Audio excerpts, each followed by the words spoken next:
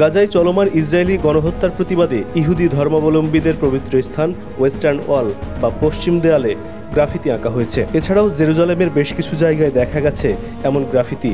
Hebrew ভাষায় লেখা গ্রাফিতিতে বলা হয়েছে, গাজায় হলোকাস্ট চলছে। এদিকে এই গ্রাফিতি আঁকার ঘটনায় জড়িত সন্দেহে এক ব্যক্তিকে আটক করেছে ইসরায়েলি পুলিশ। ২৭ বছর বয়সী ওই ব্যক্তি জেরুজালেমের বাসিন্দা। তাকে জিজ্ঞাসাবাদ করা হচ্ছে। আদালতে হাজির করে পুলিশ তাকে রিমান্ডে নেওয়ার আবেদন জানায়। সোমবার সকালে মুগরাবি তরুণের কাছে ওই গ্রাফিতি দেখে ইসরায়েলি পুলিশকে জানায় নিরাপত্তা কর্মীরা। ইসরায়েলি গণমাধ্যম জেরুজালেম পোস্ট এ নিয়ে খবর প্রকাশ করেছে। তদন্ত করে পুলিশ জানতে পেরেছে, সন্দেহভাজন ব্যক্তি জেরুজালেমের কেন্দ্রে অপর পবিত্র স্থান গ্রেট সিনাগের দেয়ালেও একই ধরনের গ্রাফিতি এঁকেছেন। ইসরায়েলি পুলিশ জানিয়েছে, তারা ওই ব্যক্তির বিরুদ্ধে তথ্য প্রমাণ সমন্বয় করছে।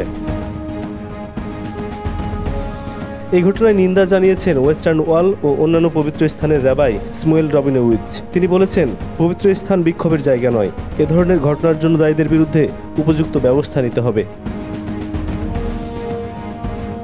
দেশটির প্রতিরক্ষা মন্ত্রী ইসরায়েল কাটস এক্সে দেয়া পোস্টে বলেছেন, ইহুদিদের সবচেয়ে পবিত্র জায়গার অন্যতম পশ্চিম দেয়াল। এর কোনো ধরনের বিকৃতি ঘটানো বড় অপরাধ। এটা কোনোভাবেই মেনে নেওয়া যায় না। এস এম বাবু, সংবাদ মুহূর্ত।